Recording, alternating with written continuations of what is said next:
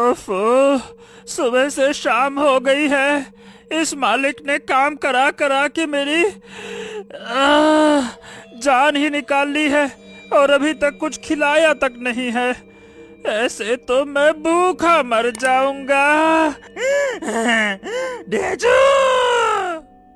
गधे की आवाज सुनकर उसका मालिक आता है।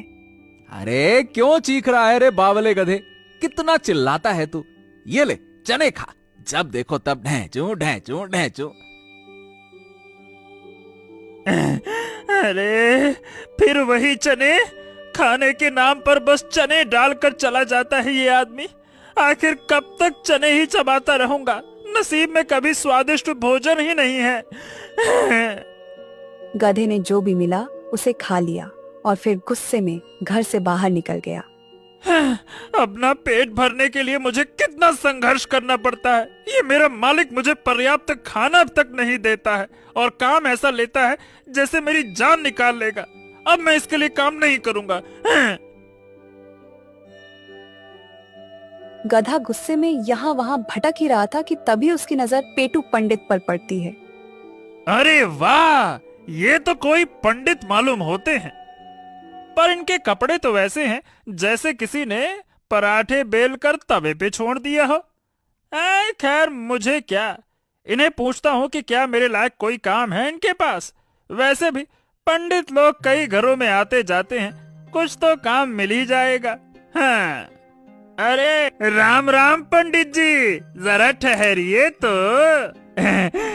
मुझे आपसे कुछ काम था। पंडित जी गधे को देखकर हैरान होते हैं। अरे अरे अरे अरे, क्या बात है भाई, तुम्हें भला मुझसे क्या काम है, हैं? वो मैं एक बहुत ही मेहनती गधा हूँ। आप अगर चाहे तो मुझे काम पे रख सकते हैं। मैं आपके बड़ा काम आऊंगा, बदले में ज्यादा कुछ नहीं, बस मुझे अच्छा भोजन करा दीजिएगा। वैसे भी आपके कपड़े बता रहे हैं कि ये आपके लिए कोई घाटे का सौदा तो नहीं है। अरे अरे अरे, क्यों भाई, ऐसा क्या है मेरे कपड़ों में, हैं? पूरे घी में तले हुए लग रहे हैं।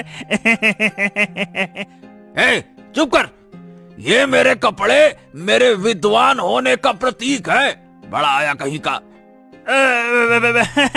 ओहो, तो क्या मैं काम को पक्का समझूं? गधे की बात सुनकर पंडित जी के दिमाग में कुछ खुराफाती ख्याल आते हैं। हाँ हाँ जरूर, क्यों नहीं। ऐसा करो, तुम कल सुबह मुझे यही मिलना, मैं